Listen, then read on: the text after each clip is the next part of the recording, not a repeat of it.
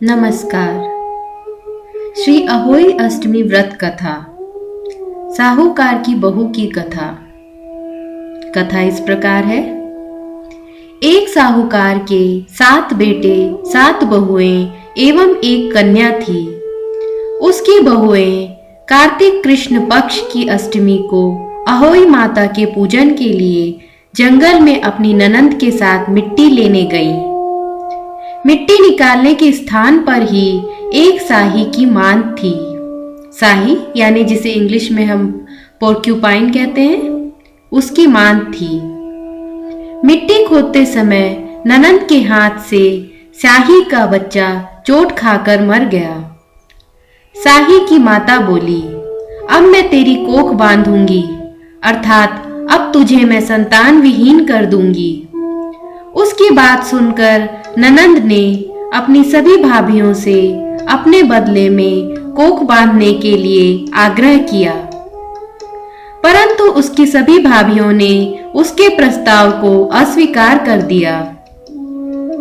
परंतु उसकी सबसे छोटी भाभी ने कुछ सोच समझकर अपनी ननंद की जगह अपनी कोख बांधने की स्वीकृति दे दी।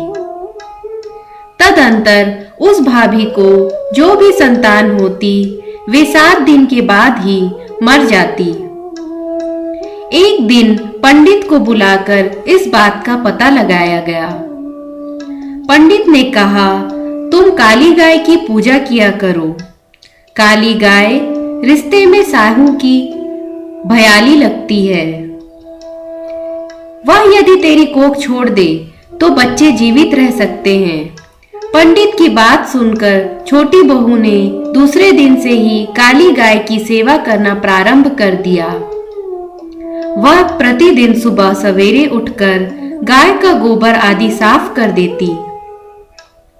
गाय ने अपने मन में सोचा कि यह कार्य कौन कर रहा है, इसका पता लगाऊंगी। दूसरे दिन गाय माता तड़के उठकर क्या देखती है कि उस स्थान पर साहूकार की एक बहू झाड़ू बुहारू करके सफाई कर रही है। गौ माता ने उस बहू से पूछा कि तू किस लिए मेरी इतनी सेवा कर रही है और वह तुम मुझसे क्या चाहती हो? जो कुछ भी तुम्हारी इच्छा हो वह मुझसे मांग लो।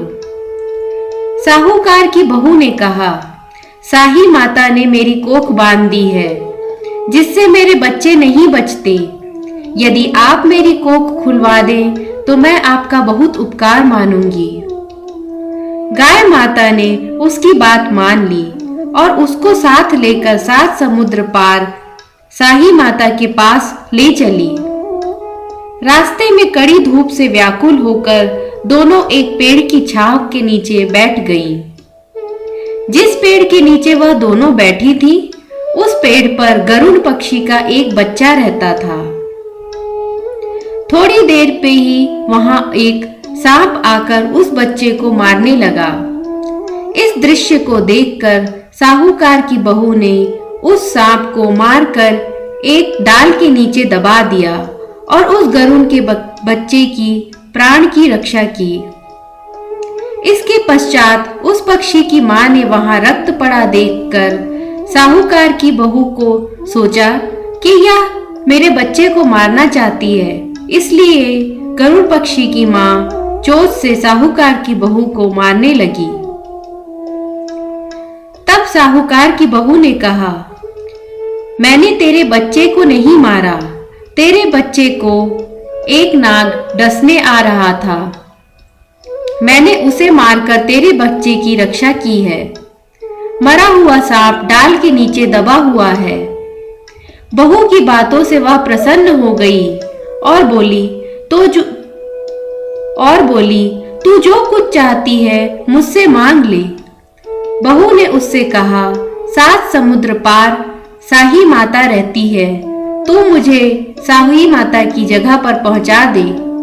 तब उस गरुड़ पक्षिनी ने उन दोनों को अपनी पीठ पर बैठाकर समुद्र के उस पार साही माता के पास पहुंचा दिया।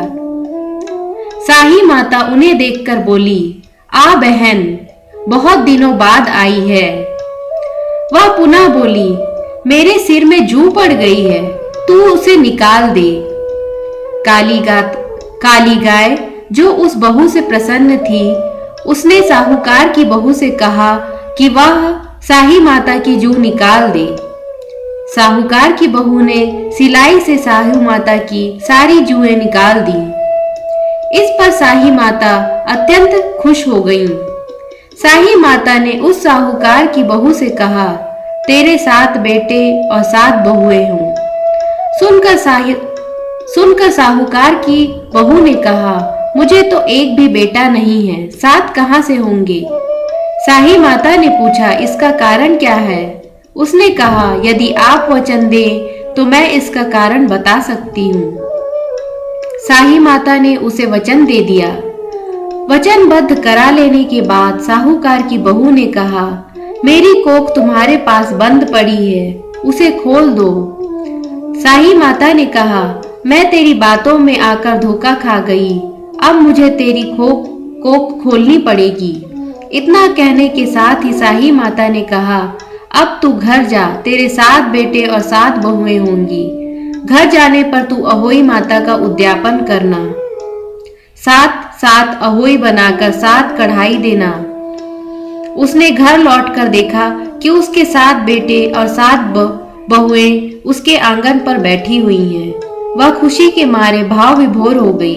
उसने 7 अहोई बनाकर 7 कढ़ाई देकर उद्यापन किया। इसके बाद ही दिवाली आई। उसकी जेठानियां परस्पर कहने लगी, सब लोग पूजा का कार्य शीघ्र पूरा कर लो, कहीं ऐसा ना हो कि छोटी बहू अपने बच्चों का मरण स्मरण करके रोना धोना शुरू कर दे, नहीं तो रंग में भंग हो जाएगा। जानकारी करने के लिए उन्होंने अपने बच्चों को छोटी बहू के घर भेजा। क्योंकि छोटी बहू रुदन नहीं कर रही थी, बच्चों ने घर जाकर बताया कि वहां आटा गूंदा जा रहा है और उद्यापन का कार्यक्रम चल रहा है। इतनी बातें सुनकर सभी जेठानियां आकर छोटी बहू से पूछने लगी कि तूने अपनी कोख कैसे खुलवाई। उसने कहा, शाही माता ने कृपा करके उसकी कोख खोल दी। सब लोग अहोई माता की जय जयकार करने लगे। जिस तरह अहोई माता ने उस साहूकार की बहू की कोख को खोल दिया, उसी प्रकार इस व्रत को करने वाली सभी नारियों की संपूर्ण अभिलाषा पूर्ण हो। जय अहोई माता। कथा समाप्त होती है। धन्यवाद।